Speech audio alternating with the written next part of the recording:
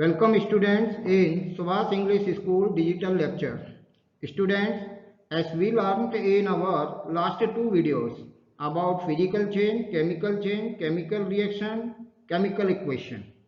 Today in part 3, we will get to know about how do we write chemical equations or what things should be kept in our mind while writing chemical equations. Let's start. First thing is, while writing any chemical equation, the formula and the symbol of reactant should be written on the left hand side with plus sign, and products should be written on the right hand side with plus sign.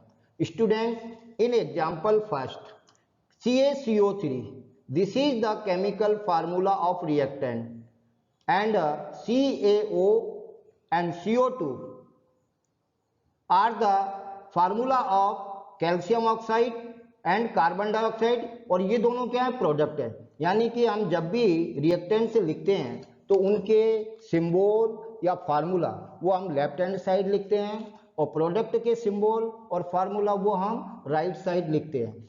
और अगर reactant या product एक से ज़्यादा है तो उन दोनों के बीच प्लस साइन लगाते हैं। फर्स्ट एग्जाम्पल में हमारे पास कैल्शियम कार्बोनेट वो रिएक्टेंट्स है, और राइट साइड में कैल्शियम ऑक्साइड और कार्बन डाइऑक्साइड ये दोनों प्रोडक्ट्स हैं। When calcium carbonate heated at 1000 degrees Celsius, then it convert into calcium oxide and carbon dioxide. Similarly, in example 2, coal burn in the presence of oxygen to form carbon dioxide. In this example, coal मतलब C plus O2 मतलब oxygen, ये दोनों reactants है, इसलिए left hand side लिखे हैं, जबकि CO2 carbon dioxide है जो अपने आप में एक प्रोडक्ट है, वो राइट हैंड साइड लिखा है। यहाँ पर आप देख रहे हैं एक अप एरो लगा है, इसका मतलब जो बनने वाला प्रोडक्ट CO2 है वो एक गैस है। गैस हमेशा लाइट होने के कारण ऊपर उठती है, इसलिए गैसेस जो प्रोडक्ट होते हैं उनके पास में अप एरो लगाया जाता है। Second, reactants and product should be separated by an arrow sign, and this arrow sign shows the direction of chemical reaction. यानी कि reactants और products के बीच में एरो का साइन लगाया जाता है। रिएक्टेंट लेफ्ट हैंड साइड होते हैं और प्रोडक्ट राइट हैंड साइड होते हैं। एरो का साइन ये बताता है कि रिएक्शन किधर से किधर हो रही है, यानी कि एरो का जो हेड पार्ट है उधर होता है आपका प्रोडक्ट, और एरो का जो टेल पार्ट होता है उधर होता है आपका रिएक्टेंट। यानी कि रिएक्शन आपकी लेफ्ट हैंड से राइट साइड की ओर हो रही है। Third point, the information about temperature, pressure and presence of catalyst should be given above and below the arrow sign. यानी कोई भी केमिकल रिएक्शन किस टेम्परेचर पर हो रही है, उसमें कितना प्रेशर यूज हो रहा है, और किस कैटेलिस्ट की प्रेजेंस में वो रिएक्शन हो रही है, ये सारी जो इंफॉर्मेशंस है वो एरो के ऊपर और नीचे शो की जाती है। एग्जाम्पल में आप देख रहे हैं formation of ammonia, 1 part of nitrogen combined with 3 part of hydrogen in the presence of iron and molybdenum catalyst at 500 degrees Celsius and 200 to 300 atmospheric pressure to form ammonia plus heat। यानी कि इसमें nitrogen का एक भाग है और hydrogen के 3 भाग है। ये दोनों रिएक्टेंट आपस में कंबाइन होते हैं किस टेम्परेचर पर, 500 डिग्री सेल्सियस और 200 टू 300 एटमॉस्फेरिक प्रेशर पर। इसमें आयरन और मेलिब्डेनम कैटेलिस्ट यूज किया जाता है और अमोनिया का फॉर्मेशन होता है। कैटेलिस्ट क्या होते हैं? Catalysts are those substances which participate in a chemical reaction without taking part in a chemical reaction.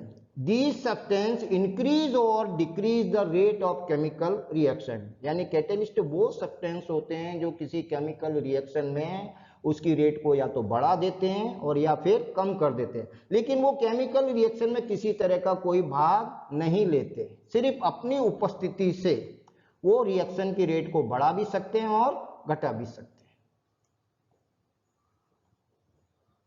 Fourth thing, the physical states of reactants and products represent by using symbol S for solid, L for liquid, G for gas, AQ for aqueous and PPT for precipitates. It's means insoluble solid. यानी कि जब हम कोई chemical reaction में अगर हम कोई reactant solid के रूप में यूज करते हैं तो हम उसके नीचे ब्रैकेट में सिंबल S लिखते हैं। जब हम कोई रिएक्टेंट या प्रोडक्ट लिक्विड के रूप में होता है तो हम ब्रैकेट में L लिखते हैं। जब रिएक्टेंट या प्रोडक्ट गैसियस फॉर्म में होता है तो हम G लिखते हैं। इसी तरह से जब कोई सब्सटेंस वाटर में, कोई सॉलिड वाटर में डिसॉल्व होता है तो हम AQ लिखते हैं, मतलब वो एक्वस फॉर्म में होता है।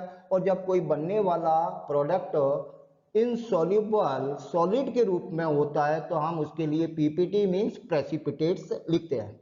आप इक्वेशन में देख रहे हैं barium chloride react with sodium sulphate to form barium sulphate plus sodium chloride, यानी इस रिएक्शन में बेरियम क्लोराइड एक्वस फॉर्म में, सोडियम सल्फेट भी एक्वस फॉर्म में। इसका मतलब ये जल में घुले हुए सॉल्यूशन है।